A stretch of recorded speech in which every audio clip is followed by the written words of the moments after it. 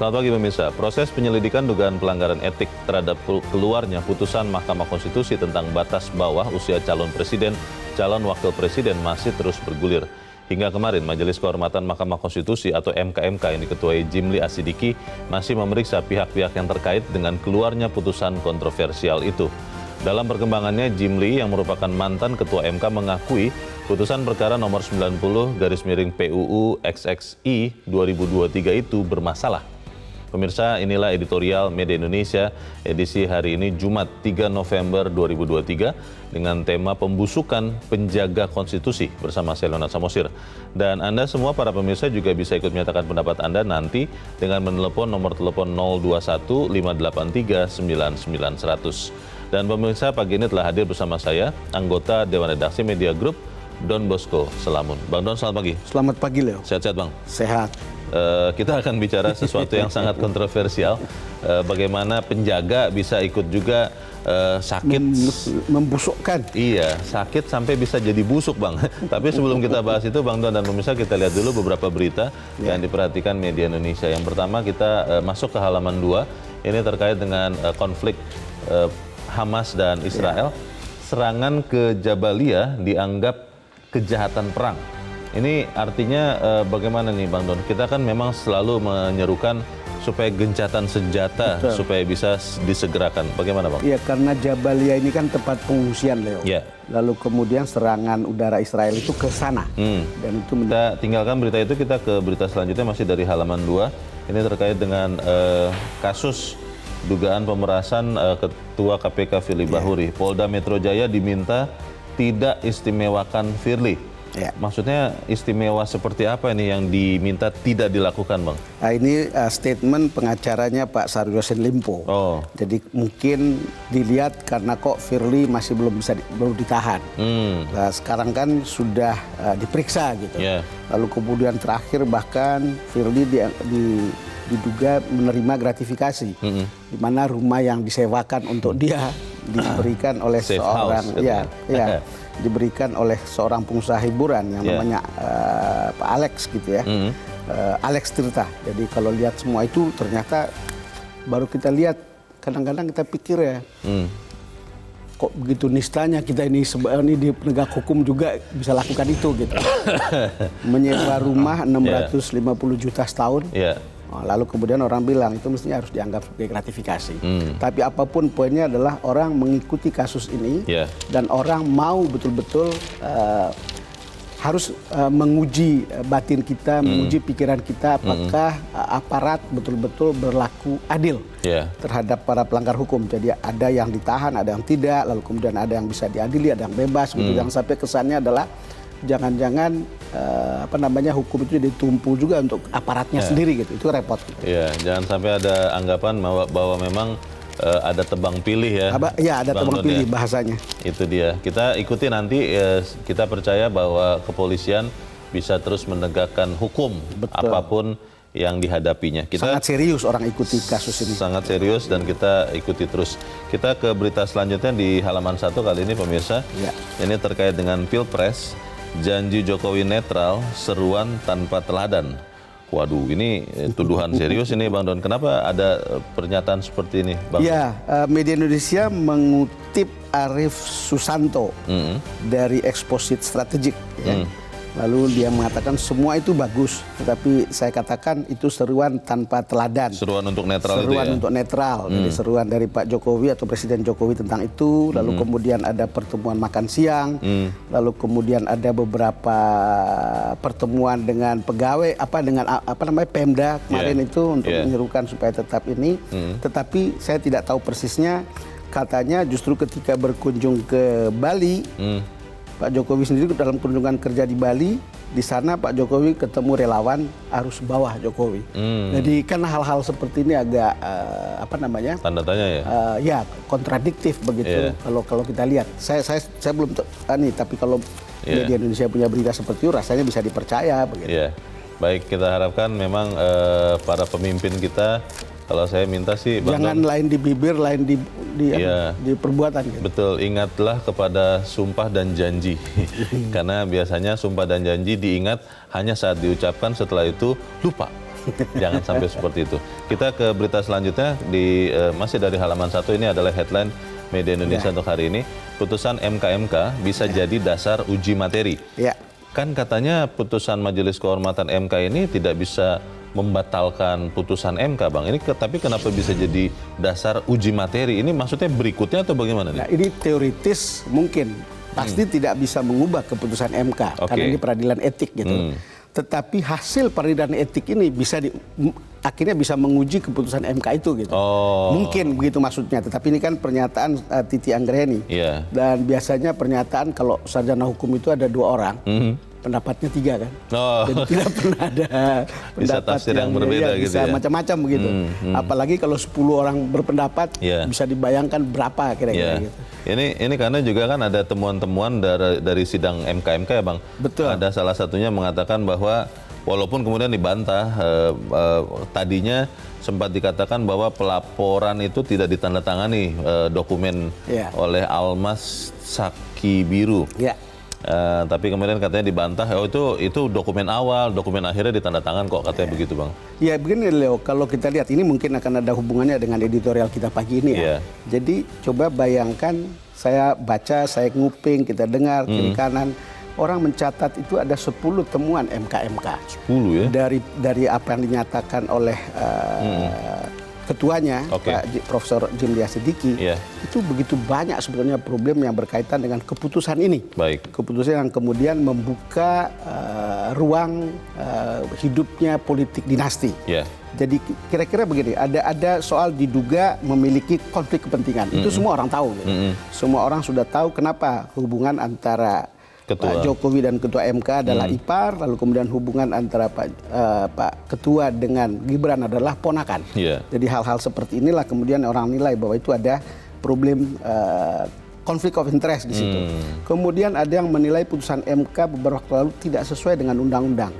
Apa yang secara teoritis selama ini dipersoalkan adalah bahwa keputusan itu mestinya ini open legal policy, jadi bisa dibuat oleh pembuat undang-undang gitu. DPR dan pemerintah. Semua teori itu kemudian tidak ada gunanya, dan bahkan tidak ada gunanya. Bahkan 16 guru besar ikut mempersoalkan ini, tetapi kemudian MK kemudian mengambil keputusan melampaui itu gitu. Lalu kemudian ada dugaan pelanggaran berat, terutama terkait dengan konflik kepentingan tadi. Jadi itu catatan itu banyak sekali. Ada 10, lalu kemudian ada lagi pelanggaran registrasi seperti yang dipersoalkan ditanyakan oleh Leo. Kemudian dilaporkan hakim-hakim itu lantaran mekanisme pengambilan keputusan yang dinilai kacau. Lalu kemudian ada lagi hakim konstitusi diduga melakukan ketidakjujuran terkait kehadiran dalam rapat permusyawaratan hakim. Jadi berkaitan dengan perkara yang berkaitan dengan perkara nomor 90 itu. Jadi kalau kita lihat, kita hanya baca sebagian. Hal-hal seperti itu kemudian mengemuka dalam persidangan MK kali ini. Pertanyaan besarnya, Bang, ini mengantar kita ke editorial yang diberi judul Pembusukan Penjaga Konstitusi. Pertanyaan besarnya adalah apakah Majelis Kehormatan Mahkamah Konstitusi berani mengambil keputusan kalau memang ditemukan bahwa dugaan pelanggaran etik itu, dan membuat putusan yang memang bisa sanksinya memang sangat serius. Banyak yang berharap bahwa jelas-jelas kok ini ada konflik kepentingan, ya harus disanksi. MK berani tidak itu, Bang Don? Ya, kenapa editorial hari ini menyajikan topik ini? Ya karena kita mengepil harus ada keberanian untuk mengambil keputusan itu. Harus ada keberanian untuk mengambil tindakan yang tegas dan mungkin harus keras. Apakah harus berani? Ya, MK itu sudah sudah pernah mengambil keputusan-keputusan yang keras sebelumnya, tegas.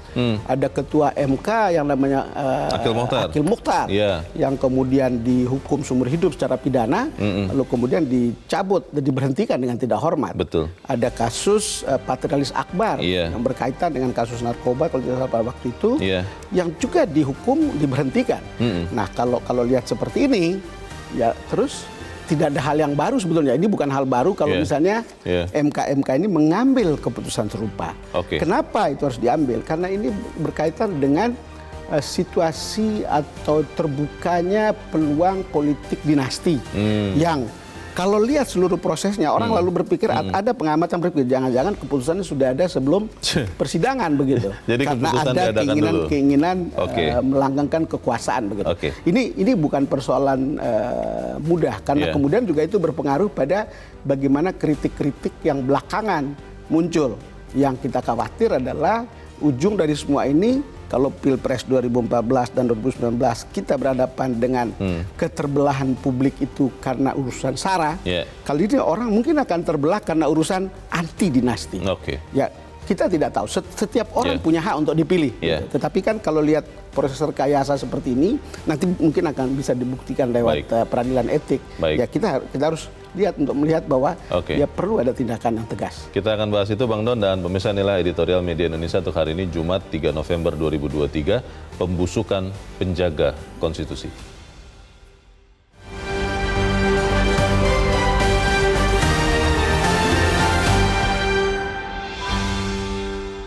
Pembusukan penjaga konstitusi.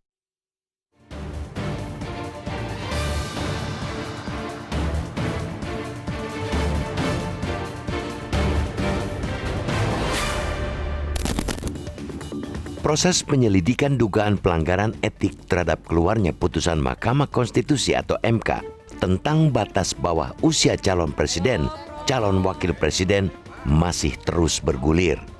Hingga kemarin, Majelis Kehormatan Mahkamah Konstitusi atau MK-MK yang diketuai Jimli Asyidiki masih memeriksa pihak-pihak yang terkait dengan keluarnya putusan kontroversial tersebut. Dalam perkembangannya, Jimli yang merupakan mantan ketua lembaga ini mengakui putusan perkara nomor 90 PUU-21 Romawi _2023 tersebut bermasalah. Bahkan, pakar tata negara ini juga menyatakan berdasarkan pasal 17 ayat 7 Undang-Undang Kekuasaan Kehakiman, putusan ini bisa dibatalkan melalui rapat permusyawaratan hakim atau RPH oleh majelis berbeda. Walaupun pihak yang diuntungkan dengan putusan tersebut akan berargumen MK-MK tidak bisa membatalkan putusan MK karena putusan MK-MK hanya mengikat bagi pribadi hakim konstitusi, bukan terhadap putusan. Sejauh ini, MK-MK menemukan indikasi adanya dugaan kebohongan Anwar Usman mengenai alasannya tak ikut memutus 3 perkara uji materi usia batas capres dan cawapres yang ditolak MK. Temuan lain yang terungkap dalam sidang MK-MK ini adalah dokumen perbaikan permohonan Almas Saki Biru yang tidak ditandatangani baik oleh kuasa hukum maupun Almas. Selain itu, MK-MK menyebut sudah mengantongi bukti rekaman kamera pengawas atau CCTV mengenai kejanggalan pendaftaran gugatan perkara nomor 90 PUU-21 Romawi _2023 itu. Ketua MK Anwar Usman yang menjadi tertuduh utama dalam keluarnya putusan tersebut sudah menyatakan tidak ingin mengundurkan diri, walaupun sejumlah pihaknya meminta MK-MK memecat dirinya. Saudara ipar Presiden Joko Widodo itu dengan enteng mengatakan, jabatan ditentukan oleh Allah Subhanahu wa Ta'ala. Baginya puluhan laporan ke MK-MK yang dialamatkan kepada dirinya terkait pelanggaran etik itu merupakan hal wajar sebagai konsekuensi sebagai ketua MK. Sebelum MK-MK memutuskan apakah para hakim MK bersalah atau tidak dalam dugaan pelanggaran etik ini, mari kita sedikit membahas mengenai apa yang menjadi keresahan publik akibat putusan yang dikeluarkan lembaga yang dipimpin adik ipar Joko Widodo ini. Sekaliber ketua MK seharusnya atau pastinya sudah memahami betul salah satu tujuan gerakan reformasi ketika menjungkalkan kekuasaan Presiden Soeharto pada 1998 lalu, yaitu memberantas korupsi, kolusi, dan nepotisme atau KKN. Artinya, begitu ironis apabila pejabat tinggi sekaliber ketua MK tidak paham dengan tujuan reformasi yang prosesnya melalui darah dan air mata. Sayangnya, ketua MK di sini justru secara nyata malah menghidupkan lagi apa yang hendak diberantas saat rezim Orde Baru berkuasa ini, yaitu nepotisme. atau perbuatan melawan hukum yang dilakukan penyelenggara negara demi menguntungkan kepentingan keluarganya. Apalagi pemberantasan praktik nepotisme ini masih tercantum dalam ketetapan Majelis Permusyawaratan Rakyat atau MPR nomor 11 Romawi _1998 tentang penyelenggaraan negara yang bersih dan bebas KKN. Ketua MK pun juga seharusnya paham betul istilah nepotisme berasal dari bahasa Latin nepos atau nepotismo atau dalam bahasa Inggris nephew yang artinya keponakan. Wali Kota Gibran Rakabuming Raka yang diuntungkan dalam keluarnya putusan MK ini merupakan keponakan dari Anwar Usman. Seharusnya Anwar Usman sadar putusan MK ini menjadi biang kerok dari semua kegaduhan dan sumber politik dinasti yang meresahkan publik belakangan ini. Putusan MK yang menambah norma baru persyaratan Capres-Cawapres, yakni selain berusia paling rendah 40 tahun atau pernah sedang menduduki jabatan yang dipilih melalui pemilihan umum termasuk pemilihan kepala daerah, memberikan karpet untuk Gibran sebagai cawapres yang mendampingi Capres Prabowo Subianto. Kini masyarakat tentu berharap Jimli dan para anggota MK-MK bisa berani mengambil putusan cepat sekaligus tegas dalam penanganan dugaan pelanggaran etik yang dampaknya seperti meludahi amanat reformasi ini. Apalagi putusan tersebut terkait langsung dengan proses penyelenggaraan Pilpres 2024 yang saat ini sudah berjalan. Dengan kerusakan sistem bernegara yang ditimbulkan akibat putusan ajaib ini, pemecatan sebagai hakim MK bisa dikatakan sebagai hukuman teringan. Jangan biarkan pembusukan terjadi di lembaga yang berperan sebagai penjaga konstitusi ini. Terlebih MK akan memproses sengketa pemilu 2024, baik Pilpres atau Pilkada. MK merupakan Mahkamah Konstitusi, bukan Mahkamah Keluarga.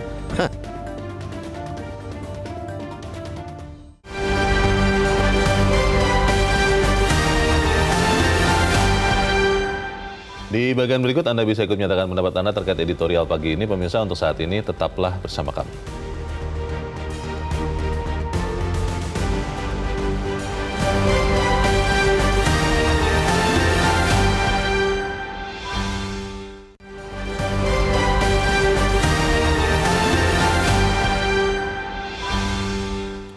Terima kasih Anda masih bersama kami di Editorial Media Indonesia, pemirsa. Dan Bang Don, sebelum kita lanjutkan diskusi, kita mau bertanya juga. Saat ini kita sudah tersambung lewat saluran telepon dengan Kepala Departemen Hukum Tata Negara UGM, Zainal Arifin Mohtar. Mas Zainal atau Mas Uceng, selamat pagi. Selamat pagi, Mas Leo. Ya, Mas Uceng, saya lihat situs Majelis Mahkamah Kehormatan, Majelis Mahkamah Konstitusi, itu ada putusan, ada beberapa, ada 4 yang saya lihat di situsnya. 2017 dan 2013 itu ada putusan terkait dengan pemberhentian tidak dengan hormat. 2017 itu Patrialis Akbar dan 2013 adalah Akil Mohtar. Pertanyaan saya adalah kalau MK-MK sekarang sedang bersidang, apakah memang bisa ujung-ujungnya kalau memang dinyatakan melanggar etik ke-9 atau berapapun hakim konstitusi itu bisa diberhentikan tidak dengan hormat, hukuman terberat, atau seperti apa, Mas Uceng? Saya kira begini ya, agak sulit sebenarnya kita memaksakan untuk menyamakan dengan kasus Patrialis dan kasus Akil. Karena kondisi beda ya. Tertangkap tangan, kasus korupsi, dan itu yang menjadi pintu masuk sebenarnya dilakukan MK-MK. Jadi otomatis sudah tidak mungkin ada pilihan lain selain ini. Nah, yang kedua yang Anda harus lihat, kasus MK-MK berhadapan dengan Guntur Hamzah, yang menurut saya itu pelanggaran yang sangat keras sebenarnya, tapi MK-MK kan tidak menjatuhkan hukuman keras gitu. MK-MK menjatuhkan hukuman teguran gitu ya, yang saya kira itu terlalu lemah, padahal ada indikasi dan itu terbukti bahwa Guntur Hamzah mengubah putusan. Padahal mengubah putusan itu kan pelanggaran yang saya kira tidak mungkin terampuni sebenarnya, tapi terjadi. Nah, saya kira begini, kita melihat MK-MK sekarang itu harus melihat begitu banyak faktor. Satu, harus dilihat faktornya bahwa ya Jimli Asidiki ya. Ya bisa dianggap sebagai founding fathers-nya Mahkamah Konstitusi. Dia punya sentimen kegenitan romantik barangkali dengan MK-nya sendiri kan, karena dia merasa itu membesarkan dan lain-lain sebagainya. Terus pada saat yang sama mungkin integritasnya memang punya kapasitas di situ dan keilmuannya juga ada gitu. Jadi saya kira mungkin secara keilmuan pasti akan dua faktor kesalahan.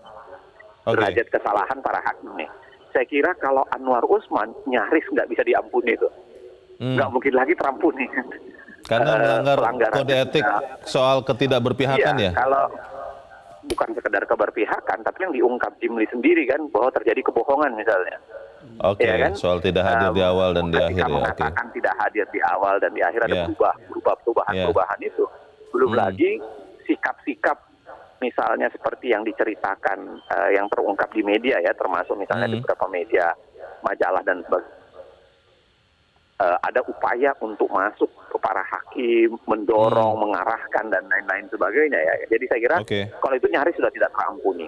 Hakim lain apakah juga ada kesalahan? Ada dong saya kira. Misalnya hakim yang tiba-tiba mengubah putusannya. Ada tuh kan hakim yang tiba-tiba bergeser.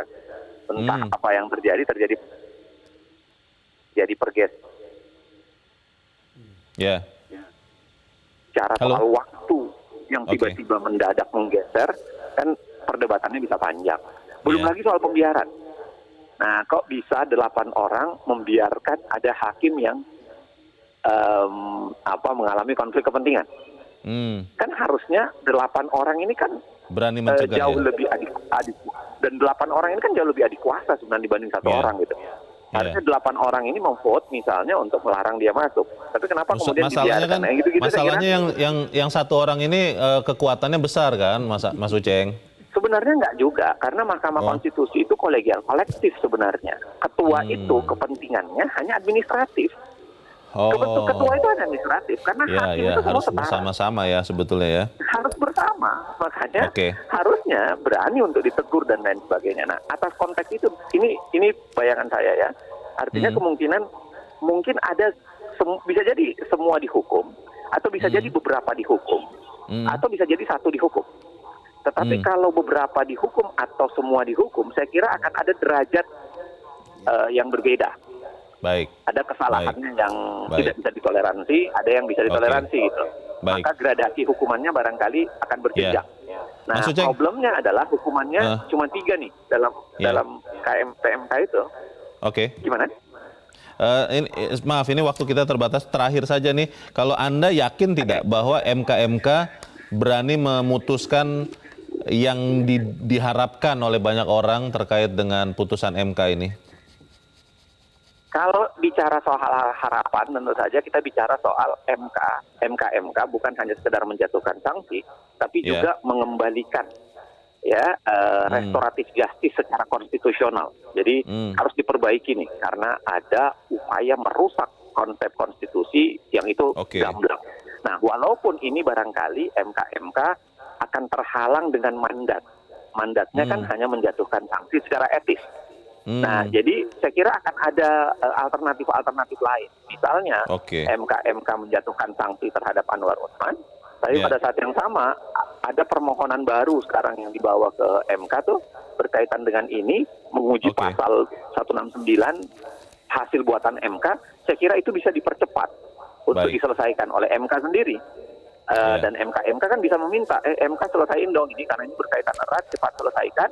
Tetapi hakim yang konflik kepentingan dihilangkan dari situ. Dan saya kira kalau Anwar Usman hilang dari konstelasi hakim sekarang di MK atau tidak ikut memutus, saya kira putusannya akan berbeda hasilnya.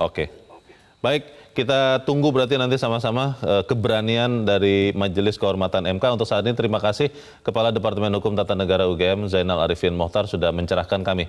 Selamat pagi Mas Zainal. Pertanyaan besarnya itu Bang Don, kembali lagi. Semua fakta, semua ahli hukum sudah tahu ya. Dan masyarakat juga sudah tahu. Tapi apakah MK itu berani memberikan sanksi yang keras, sanksi yang tegas kepada para hakim konstitusi ini? Ya, kembali lagi itu kan sangat tergantung pada temuan di persidangan kan. kembali lagi kita tadi pada awal MK itu mencatat ada 10 keganjilan. Menemukan itu. Kalau sudah menemukan itu, sepanjang apa yang sudah terungkap ke publik, sekarang kan sense kita mengatakan, ini layak dihukum berat nih. Kira-kira begitu ya. Misalnya tadi Mas Uceng mengatakan pasti ada gradasi hukuman. Tetapi orang seperti Anwar Usman mungkin akan lebih berat. Kenapa? Karena konflik of interest-nya kan ada di situ gitu. Begitu besar begitu. Kan ini kan common sense kita mengatakan bahwa ketika lihat begini A, B, C, D, E, mestinya akan dihukum berat. Kalau memang tadi logis, kita bicara, tadi kita bicarakan bahwa sebetulnya sebelumnya sudah terjadi gitu. Bahkan Ketua MK yang Akil Mokhtar, kemudian Patrialis Akbar itu mengalami, walaupun kasusnya berbeda. Gitu. Tetapi kasus ini kan bisa lebih besar juga akibatnya. Apa yang tadi kita katakan adalah bahwa kalau ini tidak diadili dan tidak ditindak tegas, kan kita bicara soal peradilan pemilu, peradilan hasil pilpres. Pada saat yang sebetulnya tidak akan lama lagi gitu. Kenapa? Kalau hakim MK-nya masih ada unsur-unsur penjaga kepentingan atau konflik of interest di sana, itu bagaimana kita bisa percaya gitu. Sekarang saja sudah menimbulkan problem besar. Orang meragukan netralitas seorang Presiden Jokowi di mana-mana, dan itu sudah sampai ke bawah, dan bahkan kemungkinan orang kemudian mendelegitimasi apa-apa yang sudah baik, yang sudah pernah dicapai. Akhirnya jadi sirna Akhirnya begitu jadi ya? sirna karena ini gitu. Nah, kalau dalam proses persidangan hasil Pilpres nanti juga masih ada hakim-hakim MK yang notabene melakukan pelanggaran berat. Masih sama saja lalu nih. Kemudian apa yang kemudian kita bisa percaya pada integritas atau hasilnya gitu. Legitimasi ya. Kan itu problem besar. Gitu. Nanti kalaupun misalnya menang benar gitu misalnya, tidak ada masalah, tapi orang tetap mengatakan ini sih nggak bisa diterima. Akan tetap curiga kan ya. Hal-hal seperti itu secara politis itu menjadi cacat dalam sejarah. Sejarah di MK, tapi juga sejarah yang melekat pada batin kita masing-masing. Nah, aduh, kenapa sih kita kok sudah baik tahun berapa, tahun sekian kita sudah jalani. Bahkan lebih seru dari ini gitu, tapi tiba-tiba kok kali ini mungkin sebetulnya orang berharap lebih baik, tapi kok ada cacat begini, merasa tidak sempurna kita jalankan, artinya tidak ada hal yang mengganjal gitu, gitu Leo. Bang Don, ini kan pemilu 14 Februari ya, tidak lama lagi ya. Tidak lama lagi Leo. 2-4 bulan lah kurang lebih ya. Lalu ini kan MK juga berkejaran dengan waktu akhirnya ya. Bagaimana kemudian bisa memutus, katanya sih akan coba diputuskan di 7 November, itu pekan depan. Iya, hari Selasa kan. Nah itu dia. Pertanyaannya Bang, apakah kemudian misalnya kita berandai-andai, katakanlah sanksi terberat pemberhentian tidak dengan hormat misalnya kepada satu atau kepada sekian hakim konstitusi, apakah itu otomatis juga bisa memastikan siapa yang menggantikan orang-orang ini itu bisa mengangkat lagi muruah MK, karena kecurigaan orang ini masih tetap ada loh Bang. Ya harus bisa dicari orangnya. Selama ini kan selalu setiap kali ada pengangkatan yang baru kita selalu berharap kan. Tetapi kan biasanya komposisinya kan ada dari mewakili tokoh masyarakat, mewakili pemerintah, mewakili DPR. Sebetulnya siapa yang diganti atau karena ditindak misalnya diberhentikan karena kasus ini gitu kan lebih mudah sebetulnya. Kalau pemerintah misalnya seorang ketua itu dari pemerintah mestinya lebih mudah gitu untuk mencari penggantinya. Tapi kembali lagi seperti pertanyaan Leo, mencari orang yang betul-betul punya integritas. Yang bebas kita nilai. Selalu percaya dan selalu berharap dari dulu hakim kita MK itu kan keputusannya kan semua keputusan hakim itu kan berdasarkan ketuhanan yang maha. Tapi kita kemudian menemukan ternyata ada kerikil-kerikil besar, bukan kerikil, ada batu besar yang kemudian membawa MK pada tingkat kepercayaan yang justru tidak makin baik. Bayangkan ada Patrialis, ada Akil Mokhtar, lalu sekarang ada kasus seperti ini, lalu kemudian ada kasus mengubah keputusan. Hal-hal yang kemudian kita lihat kok antara bayangan kita tentang posisi yang begitu mulia, tapi dengan kenyataan yang kita hadapi seperti itu dua hal yang jaraknya sangat jauh. Baik. Kita harus jeda dahulu lagi, Bang Don dan pemirsa tetaplah bersama kami. Editorial Media Indonesia segera kembali.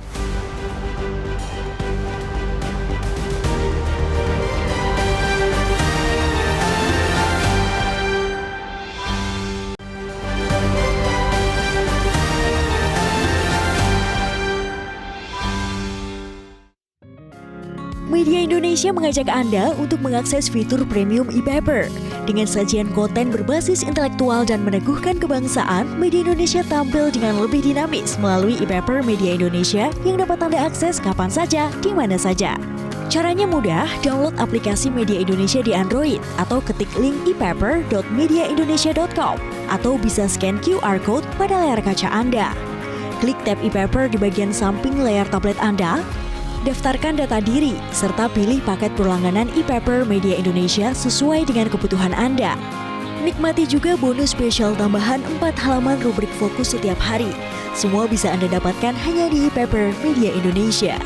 Untuk informasi lebih lanjut, hubungi customer service di nomor 0811 1201 2018 atau kunjungi media sosial @Media Indonesia.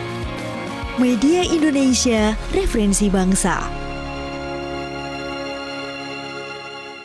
Terima kasih Anda masih bersama kami pemirsa, dan saat ini kita mau mendengarkan Bang Don suara dari pemirsa Metro TV terkait dengan editorial pagi ini.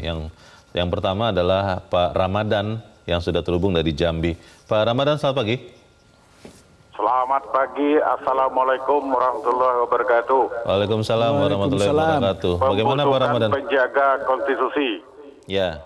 Saya sebagai warga negara Republik Indonesia yang tinggal di perkampungan, melihat peristiwa ini, Pak Don, saya sendiri malu dengan diri saya terhadap perlakuan orang yang punya integritas yang nomor 1 di negeri ini bisa berselingkuh dengan ketua MK.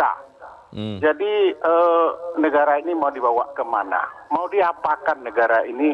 Kesedihan saya itu tidak bisa saya sampaikan kepada siapapun selain daripada kepada Metro hari ini.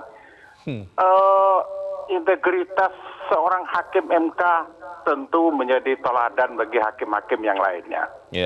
Hakim MK saja sudah seperti ini, seperti apa hakim-hakim yang lain. Keteladanan itu Pak Don menjadi ukuran sebuah negara, pemimpin negeri ini. Pak Jokowi, berhentilah berselingkuh dengan kekuasaan-kekuasaan yang membahayakan negara ini. Terima kasih. Assalamualaikum warahmatullahi wabarakatuh. Waalaikumsalam warahmatullahi wabarakatuh. Terima kasih untuk pendapat Anda, Pak Ramadan di Jambi. Di belakang Pak Ramadan ada Pak John Veto di Batam, Kepulauan Riau. Pak John, selamat pagi. Selamat pagi, Bung Leo. Selamat pagi, Bung Don Bosco Slamun ya. Bangga berinteraksi dengan Anda ya. Silakan Pak. Apalagi Don Bosco Slamun. Silakan Pak. Jadi begini, saya kehabisan kata-kata dengan tema yang dibedah oleh editorial pagi hari ini, bukan penjaga konstitusi. Ya. Karena saya kalau di depan Bung Don Bosco mungkin saya menangis, saya mungkin. Ya. Jadi ini kita memang udah kalau kita nih bukan di apa lagi di ruang IGD lagi, udah di ruang ICU kita ini. Dari pasang penapas Jadi ini jalan keluarnya nih Bung Don Bosco Slamun, Bung Leo, jalan keluarnya di amputasi, ya. Amputasi kalau udah disuntik mati, ya. Supaya jangan terlalu panjang penderitaan. Jadi begini, saya nak menengok nih mantan ketua Serpat Terjang deh. Jimmy nih, Profesor Jimmy nih. Saya nengok nih berapa hari ke depan ini, ya. Karena ini kan saya tidak ada juga mendengar ya ahli tata negara yang mana mantan ketua MK juga kemarin, yang saya banggakan juga Usri Reza Mahendra, begitu juga dengan Profesor Mahfud MD, ya. Kok membiarkan yang begini? Ada apa nih? Di mana intelektual, di mana kenegarawan mereka ini? Ya, mengamen nih kehancuran, ini bukan apa ini, bukan main-main ini. Ini sangat berbahaya untuk berbangsa bernegara. Ya mudah-mudahan di tangan di MK nih. MK ya. Mudah-mudahan MK ini dibuktilah kepada obatlah ya. Baik. Saya dengan ketakutan rakyat Indonesia nih beberapa hari ke depan ini. Baik. Terima kasih Pak John Veto di Batam, Kepulauan Riau. Selamat pagi Pak. Di belakang Pak John ada Pak Ondo di Bekasi, Jawa Barat. Pak Ondo, selamat pagi. Selamat pagi Bung Leo, selamat pagi Bung Don Bosco. Selamat pagi. Silakan Pak Ondo. Pak Ondo. Iya, kita itu bila ada bau busuk di rumah, kita cari, kita buang jauh-jauh atau kita tanam. Sekarang saya berharap kepada MK bisa tidak mengambil keputusan untuk menutup atau menanam itu yang bau busuk itu, tapi dengan tidak melanggar hukum. Artinya mungkin MK-MK bisa membuat strategi tertentu dengan jalan yang baik agar tidak melanggar hukum. Putusan MK bermasalah menurut Jimny. Dengan apa lagi kita harus batalkan saja kalau sudah bermasalah, tapi tetap tidak melanggar hukum. Sebaiknya pihak yang diuntungkan oleh keputusan itu punya malu, punya muka, sehingga mundur. Kalau mereka mundur, ini tidak akan menjadi masalah. Atau andai kata putusan itu ada, tapi baca pres tidak mau jadi baca pres, itu keputusan nggak bermasalah sebenarnya. Nah, sebaiknya presiden juga yang tidak suka keributan, yang tidak suka nepot-nepot, ya bertindaklah, berbicaralah. Jangan hanya mengatakan bahwa presiden itu merestui dan mendoakan. Kalau merestui dan mendoakan yang salah, ya mau ngapain ya? Saya juga menanya-nanya ini. PDI ini punya strategi, golden strategi kali ya. Kenapa itu baca pres nggak dipecat? Kenapa itu petugas partai nggak dipanggil? Jadi saya menunggu-nunggu nih, golden strategi apa yang akan kita lihat di sebelum tanggal 8 ini. Ketua MK Oga mundur, baca pres Oga mundur, kepala keluarga merestui, ya sudahlah kita tunggu saja. Terima kasih. Baik. Terima kasih Pak Ondo di Bekasi, Jawa Barat untuk pendapat Anda. Selamat pagi Pak. Pemirsa, keras-keras ini lah. Iya, saya catat Bang, ada yang malu, ada yang sedih, dan ada yang bingung. Ini bagaimana nih Bang Don? Ya, saya bisa memahami ketika Pak Ramadan mengatakan begitu. Saya hanya menduga-duga, tetapi saya rasa Pak Ramadan ini adalah Jokowers. Jadi rasa-rasanya para pencinta Jokowi dan para pendukungnya sekarang mungkin merasa malu karena kok tiba-tiba ada begini. Kenapa jadi begini? Kenapa jadi begini gitu. Makanya kan di beberapa sosial media orang lalu bilang yang berubah itu bukan kami, yang berubah itu Pak Jokowi. Kira-kira begitu. Itu para Jokowers itu. Jadi perasaan-perasaan begitu itu cukup besar gitu. Tetapi yang menjadi menarik itu kan soal judulnya, pembusukan. Ini memang keputusan ini itu menimbulkan, ada dua proses pembusukan sebetulnya terjadi. Proses pembusukan MK dan proses pembusukan hukum. Lalu kemudian berakibat pada proses pembusukan politik. Ya kemudian kita tahu seperti apa kemudian respon publik terhadap proses politik. Orang tahu bahwa ini sebetulnya batu lompatan politik dinasti itu adalah ini gitu. Lalu kemudian yang disalahkan adalah Presiden Jokowi, karena di satu sisi dia presiden, tapi di sisi lain kemudian mengegolkan anaknya dengan cara-cara seperti itu gitu. Dulu kita berpikir kenapa tidak jalan politik misalnya. Kalau misalnya ini adalah open legal policy, kenapa harus di MK? Kenapa enggak misalnya di endorse saja sama politisi di DPR untuk mengubah? Toh mayoritas kan koalisi gitu. Walaupun kita juga tetap ada persoalan seperti itu, tapi ributnya ribut politik gitu. Jadi hal-hal seperti ini yang kemudian kita lihat kok situasi kita seperti sekarang, seperti ini gitu. Betul saya lihat Pak Jokowi kemarin bicara di IKN, kalau tidak salah bilang, ya memang kalau pemilu, menjelang pemilu kan panas-panas sedikit, anget-anget gitu kan. Biasa gitu. Ya tetapi kita juga harus tahu panas-panas atau anget-angetnya kenapa gitu. Tadi saya bilang dulu kita berbicara tentang keterbelahan karena persoalan-persoalan SARA. Sekarang keterbelahan ditimbulkan oleh urusan-urusan dinasti dan anti dinasti. Lepas dari soal capability dan seterusnya, tapi ini memang kan terasa seperti kalau baca Tempo, kita lihat bagaimana kemudian Pak Jokowi sendiri ikut mere-engineer untuk kemudian menjadikan Gibran sebagai cawapres. Kan hal-hal seperti ini ya susah kita tutupi dan susah kita bilang. Mungkin kita bisa mengatakan ya tergantung rakyat. Tapi itu jawaban normatif yang sebetulnya bisa dianggap sebagai menjemujikan sesuatu gitu di belakang itu. Tergantung rakyat. Tetapi kan rakyat juga butuh disodorkan dengan pilihan-pilihan yang dianggap proper, tidak dengan cara-cara begini gitu kira-kira. Tadi ada pemirsa yang mengatakan ini sudah busuk, harus diamputasi. Kan kalau tubuh juga ada anggota tubuh yang tidak bisa diselamatkan lagi, sudah busuk, ya harus dipotong supaya manusianya tetap hidup. Kalau dilihat ini sebagai tubuh dari MK, apakah artinya kemudian memang harus ya dipotong hakim yang mungkin adalah penyebab kebusukan yang bisa merubuhkan MK ini, Bang? Ya, secara awam sebetulnya kan mudah kita lihat.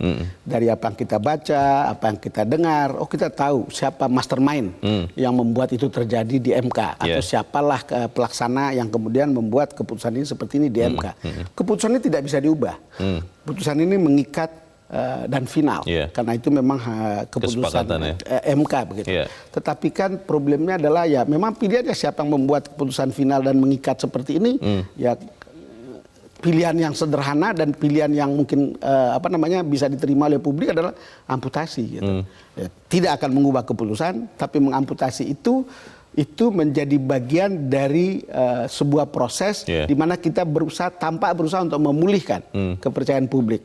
Kita berusaha untuk kemudian menaruh di kepala kita dan hati kita, oh nanti kalau Pilpres kita tahu bahwa ini loh asal usulnya kenapa kita ada pasangan ini, kenapa ada pasangan ini, kenapa ada pasangan ini. Lalu kemudian publik bisa memilih mana yang sebetulnya mulai dari akar bawah, mana yang sebetulnya yang dia rasa bahwa ini yang paling baik gitu.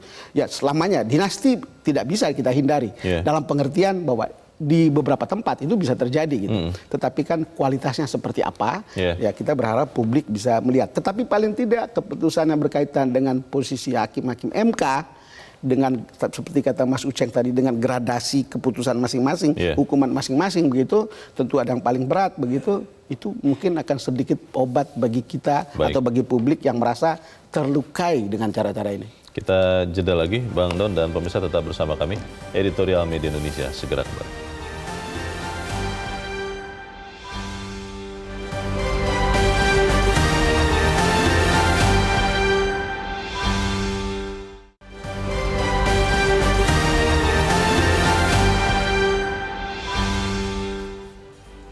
Terima kasih pemirsa, Anda masih bersama kami. Kita ada di bagian akhir diskusi kita pagi ini. Bang Don, kembali lagi soal pembusukan. Kalau kemudian memang kalau dalam operasi juga kan pembusukan itu benar-benar harus diamputasi dengan total ya. Kalau disisakan sedikit yang masih busuk ini, lama-lama dia bisa menyebar lagi, bisa jadi gangren misalnya gitu. Nah, apakah kemudian MK akan memutuskan seperti itu atau seperti apa? Kita tidak tahu seperti apa MK memutuskan, tapi saya kira MK juga perlu mendengar dan melihat apa yang terjadi di luar sana.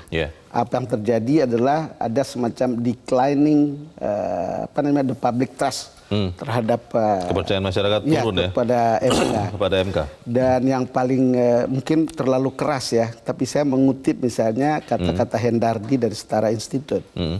MK yang mengklaim sebagai the sole interpreter of the Constitution atau satu-satunya lembaga penafsir konstitusi, nyatanya telah memimpin penyimpangan kehidupan berkonstitusi dan mempromosikan keburukan atau kejahatan konstitusional. Nah, kalau hal-hal seperti ini kan layak kemudian menimbulkan degradasi kepercayaan atau defisit kepercayaan terhadap itu, dan kita betul-betul berharap pada MK ini sekaligus mengambil keputusan yang satu memulihkan itu, kedua mencegah jangan sampai kemudian distrust itu terus berlangsung, karena proses pemilihan Pilpres akan berlangsung pada bulan Februari, lalu kemudian kemungkinan akan ada persidangan sengketa Pilpres setelah itu, lalu kemudian kalau komposisi hakimnya seperti sekarang gitu, ya orang akan tetap ragu pada hasilnya gitu. Menang pun tetap dianggap kalah, bagus pun tetap dianggap tidak bagus. Nah, itu hal-hal yang kemudian akan tersimpan di batin publik yang datang ke tempat-tempat pemungutan suara. Pembersihan kebusukan ini, apakah memang hanya nanti ujung-ujungnya adalah pemotongan hakimnya yang busuk? Atau ada orang yang mengatakan sudah MK-nya saja dibubarkan sama sekali. Itu kan orang yang sudah mungkin geram sekali, Bang. Itu bagaimana, Bang? Ya, membubarkan MK kan tidak mungkin, karena itu kan institusi yang dihasilkan melalui salah satu output dari reformasi kan. Tetapi itu bisa kalau ada di antara hakim itu ada yang betul-betul busuk, ya itulah yang diambil begitu. Kita tidak bisa mengambil semuanya dan memukul rata semuanya. Tetapi sekaligus yang paling penting itu pembelajaran. Yakinkan kepada publik bahwa ini ada perbaikan. Ini ada jaminan bahwa ini akan lebih baik. Gitu. Walaupun kita ada harapan gitu, tetapi kita sudah tahu bahwa yang busuk itu sudah tidak ada di situ gitu. Ya, siapa yang busuk itu saya rasa semua orang juga udah tahu. Siapa yang kemudian menimbulkan hal-hal seperti ini, semua orang sudah tahu. Betul bahwa keputusan itu kan kolektif. Tapi kolektiviti seperti ini juga pasti bukan hidup di ruang hampa. Tadi Uceng bilang, kenapa kok tiba-tiba begitu cepat? Kenapa keputusannya tiba-tiba yang secara teoris mengatakan open legal policy, tapi tiba-tiba Mahkamah Konstitusi menambah kata untuk kemudian boleh seorang kepala daerah di bawah umur 40 tahun tetapi berpengalaman atau sedang menjadi kepala daerah. Sekarang pertanyaannya Leo, kalau dia baru 1 bulan jadi kepala daerah, boleh? Kan itu kan pertanyaan-pertanyaan soal capability. Secara legal boleh, tapi pertanyaannya legal boleh. kapasitasnya segala seperti hal apa? yang prosedural mungkin baik, tetapi prosedural itu tidak cukup. Harus berkaitan dengan substansi. Ketika kita menyodorkan seorang calon presiden, calon wakil presiden, ini bukan karena orang lolos secara prosedural dengan baik dan benar. Itu harus gitu. Tetapi juga orang tahu capability, integritas, kapasitas, dan seterusnya yang kemudian membuat orang merasa saya datang kali ini untuk memilih pemimpin, dia itu saya banget. Gitu. Baik, kita berharap apa yang kita sampaikan ini juga didengarkan oleh para mudah-mudahan para pemutus di negeri ini. Bang Don Bosco Salamun, terima kasih sudah hadir di tempat ini. Selamat pagi, Bang. Selamat pagi, Leo. Pemirsa, kita jangan membiarkan pembusukan terjadi di lembaga yang berperan sebagai penjaga konstitusi. Terlebih MK akan memproses sengketa pemilu 2024 baik Pilpres maupun Pilkada.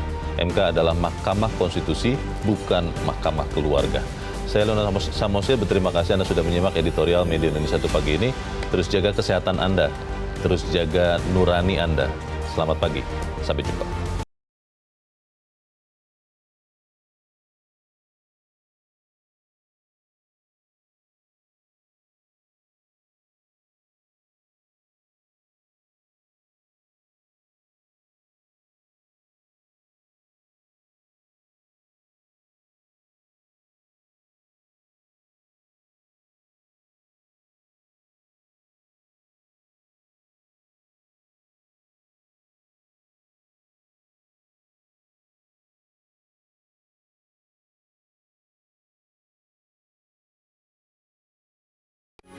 Metro TV.